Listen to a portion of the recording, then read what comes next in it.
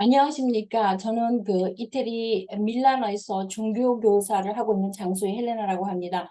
제가 그 신학과 종교학을 공부하고 그다음에 여기서 그 종교교사로 한 20년을 넘게 재직하고 있으면서 그 이태리 문화 2000년 흘러오는 2000년의 그리스도교 문화, 기독교 문화를 접하고 그다음에 공부하고 가르치고 있으면서 느낀 것은 많은 이런 그리스도 기독교의 문화에서 상징들이 신앙의 상징들이 어떻게 표현되어 있는가를 제가 생각하게 되고 사람들에게 이것이 참 많이 부족하게 알려져 있다는 것을 느꼈습니다. 그래서 제가 이러한 영상을 만들게 되었고 오늘은 그 2000년의 기독교의 찬란한 문화들이 그 신앙을 표현하는데 굉장히 많은 예술을 통해서 많은 통해서 그것이 표현이 됐고 상징으로나 아니면 이런 것들이 회 하나나 조각이나 그림으로 돼 있지만은 많은 사람들이 이것을 잘 알기가 쉽지 않습니다. 그래서 제가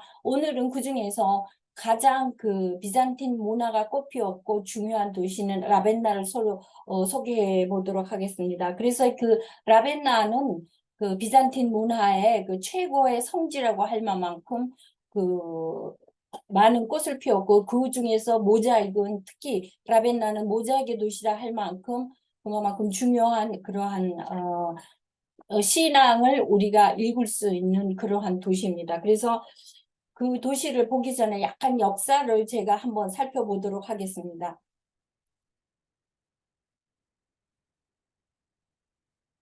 라벤나는 우리가 잘 알고 있다시피 이 서로마 제국이 그 끝무렵 서로마 제국의 끝무렵에서 동로마 제국으로 넘어가는 사이에서 이제 라벤나가 수도였었고 그 당시에 그 세 번의 왕국을 거치면서 세 번의 수도를 거쳤습니다. 그래서 402년에 라벤나가 그 서로마 제국의 수도가 밀라노에서 라벤나로 오게 되고 그 당시에 황제는 오노리우스 황제인데 이 오노리우스 황제가 이제 그 수도를 밀라노에서 라벤나로 옮기게 됩니다. 476년에 그러니까 서로마 제국이 멸망하게 되고 507년에 이제 주스티니아노 황제가 이제 지배를 하면서 동로마 제국으로 발판을 굳히게 되는 거죠. 그 사이에 이제 493년에서 526년에 또 한 번 그 오스트로고틱이라는 그런 고트의 그런 왕국이 있었고 그 당시에도 라벤나는 수도였습니다. 그렇게 해서 세 번의 왕국을 거치면서 세 번의 수도를 거쳤으니 우리가 상상해 볼 만큼 굉장히 풍부한 그런 문화적인 유산을 갖고 있죠. 이 문화적인 유산이 신앙으로서 그리스도교의 문화, 그리스도교로서 신앙을 표현하는 데 굉장한 기여를 했다는 것이 우리가 주목할 만한 사입니다. 그래서 그 당시 지도를 잠깐 보면은 이 푸른 부분이 바로 그 당시에 또 함께 이태리 반도를 점령했던 롱고바르디아의 롱고바르들이 점령했던 지역이고 노란색 부분들이 이제 그 동로마 제국의 어떤 점령했던 그런 지역입니다.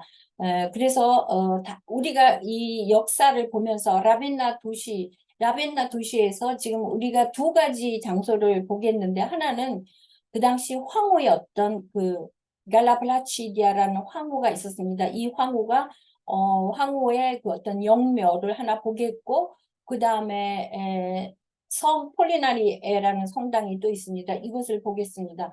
잠깐 그 황후 갈라플라치드에 대해서 얘기를 하면은 이 황후는 어, 서로마 제국의 황제였던 컨스탄틴 1세의 부인이면서 오노리오 황제의 여동생이고 그 다음에 그 아들이 발렌티노 3세가 또한 발렌 3세의 어머니이기도 합니다. 그래서 이 여인이 결국 로마에서 순교를 하고 그의 시신이 라벤나에서 이제 묻히게 되고 그의 영묘가 지금 하나의 그 어떤 비잔틴 모자이크로 해서 꾸며져 있는데 굉장히 화려하고 아름답기도 하지만 신앙을 얼마만큼 강렬하게 표현하고 있었던가를 우리가 다시 한번 그 사실을 한번 주목할 필요가 있다고 생각합니다. 그래서 영묘 안에 들어가기 전에 잠깐 비디오로 한번 보도록 해보겠습니다.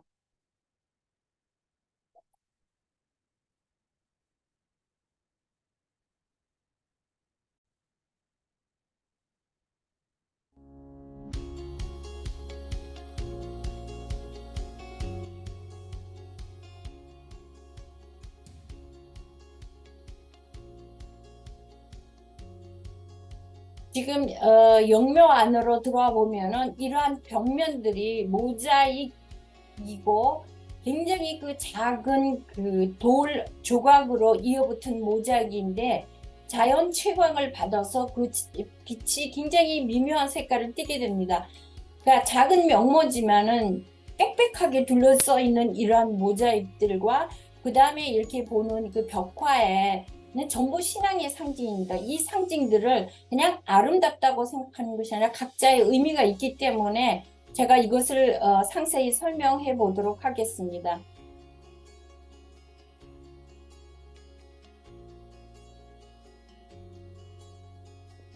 그러니까 영묘의 사면이 전부 다 이런 모자이크로 꽉 들어져서 있고 그 안에 서면은 그 모자이크에서 빛나는 빛과 자연 채광과의 사이에서 정말로 그 천국에 들어온 듯한 그러한 기묘한 그러한 느낌을 가질 수 있죠. 그래서 바로 이 신앙의 상징입니다. 그래서 중세인들이 어떻게 신앙을 이렇게 예술로 표현할 수 있었는가 우리가 다시 생각해 볼 만한 가치가 있다고 생각이 이제 드는 거죠.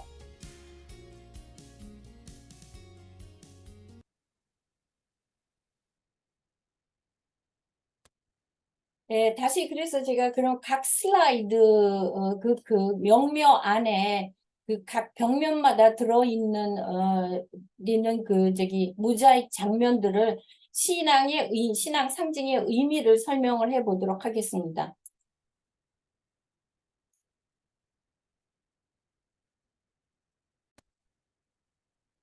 바로 이 입구, 영묘의 입구입니다. 그러니까 칼라플라치도 황후 칼라플라치도가 그 영묘가 426년으로 지금 돼 있고 겉면은 보시다시피 벽돌로 지어진 단순하고 소박한 그러한 건축인데 이 건축의 형식은 지금 위에서 보면은 그리스식 그 어떤 십자가형 그러니까 그것을 가지고 있습니다. 보통 로마나 이태리에 많은 바실리카들이 라틴형 십자가이지만 이것은 독특하게 그리스식의 어떤 십자가인데 그 당시 문화가 그리스식 로마 문화, 이게 이런 것들이 굉장히 서로마에서 동로마로 넘어가면서 이러한 문화들이 이제 그 서로 융합을 하는 거죠. 그래서 많은 예술에서 이러한 것들을 회화나 조각이나 이런 거에서 보시다시피 그리스식 로마의 어떤 그 자연주의나 이런 것들을 볼 수가 있습니다. 그래서 이 영면은 더군다나 그 비잔틴 문화들은 겉에 바실리카나 모든 조각이나 아니면은 이런 것들이 겉은 굉장히 단순하고 소박하지만 그 안에를 굉장히 많이 내용으로 챙기고 꾸몄고 예술로 표현했던 그런 것들이 이 특징입니다. 그래서 비잔틴과는 조금 다르죠. 죄송합니다. 비잔틴이 아니라 라틴 문화에서나 로마 이런 경우에서는 외부를 많이 꾸미는 반면에 비잔틴은 굉장히 내부에 충실한 그런 것을 볼 수 있는데 바로 그 비잔틴 문화의 어떤 문화를 살고 있었던 그 사람들이 얻는 영혼의 상태 그런 것들이라고 우리가 볼 수 있습니다. 그래서 지금 이것이 이 갈라팔라치도의 외부의 형태고 안으로 들어가 보면 바로 들어가는 입구에서 맞은편에 이러한 모자이크 벽화가 보이는데 사실은 이것이 다 모자이크입니다. 그래서 자세히 보면은 작은 조각의 그런 모자이크 입자들로 되어 있었고 너무 촘촘해서 그림으로 그린 것과 같죠. 그리고 이제 굉장히 눈에 띄는 것이 이 금십자가고 주변에 많이 둘러싸여 있는 별들, 하늘에 촘촘히 있는 별들, 그 다음에 이러한 상징들, 그 다음에 그 밑에 반달형 밑으로 된 벽화 밑으로는 이러한 네 명의 그 복음 사가들이 보이고 여기에 또 중요한 상징이 있죠. 이 비둘기가 물을 먹는 비둘기들이 보이는데 이것도 굉장히 중요한 상징입니다.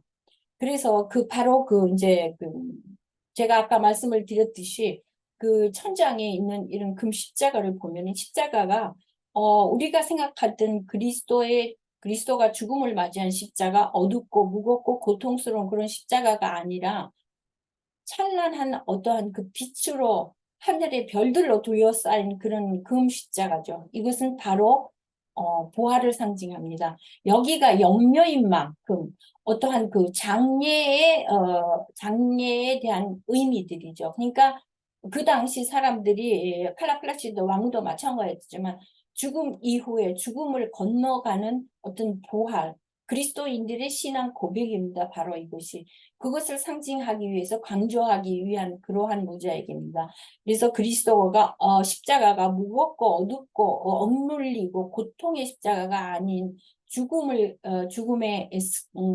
승리한 부활을 의미하는 십자가입니다. 그래서 굉장히 빛나고 그 다음에 들어가는 굉장히 그 어떤 빛이라는 의미를 생각하게 되는 그러한 벽화입니다.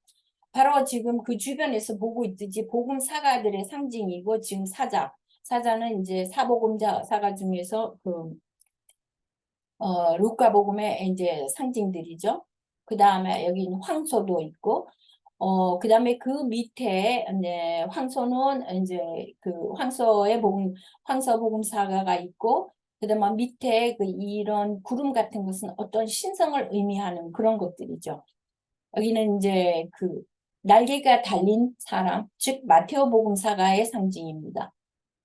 여기는 독수리, 즉 요한복음의 사가인데 요한복음 사가의 이제 상징입니다.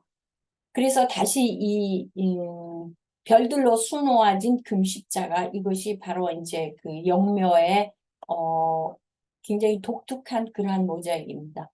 지금 여기서 중요한 부분을 제가 또 한 가지 설명을 드려야 되겠는데 입구 바로 위쪽 벽을 보면 반달형으로 된 이러한 벽화가 있는데 이 벽화가 우리가 지금 잘 알고 있는 착한 목자라는 타이틀을 가지고 있는 벽화입니다.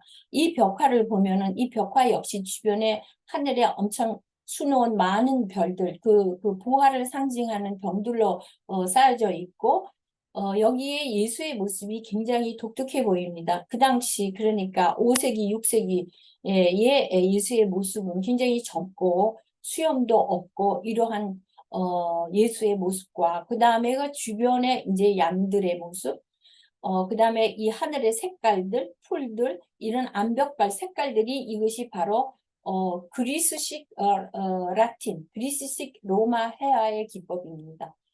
그래서 이것이 초기에는 카타콤바에서 보면은 이렇게 지금 나오지 않고 더 단순한 형태로 나오지만은 거기서 조금 진보된 시간이 지났기 때문에 진보된 어떠한 그런 회화의 기법들을 볼 수가 있습니다. 그래서 그 양들과 함께하는 그리스도, 즉 하느님의 백성을 의미하죠. 그리고 자연스럽게 다리를 꼬고 있고 예수 역시 자리를 꼬고 있고 망토며 그 다음에 손을 내밀어서 양들에게 내미는 이러한 그 어떤 자연과 가까이 가는 어떤 그런 그리스도의 모습을 볼 수가 있습니다. 그래서 이 예수의 모습이 바로 착한 목자, 우리가 얘기하는 그런 착한 목자의 어떤 이미지가 되겠습니다.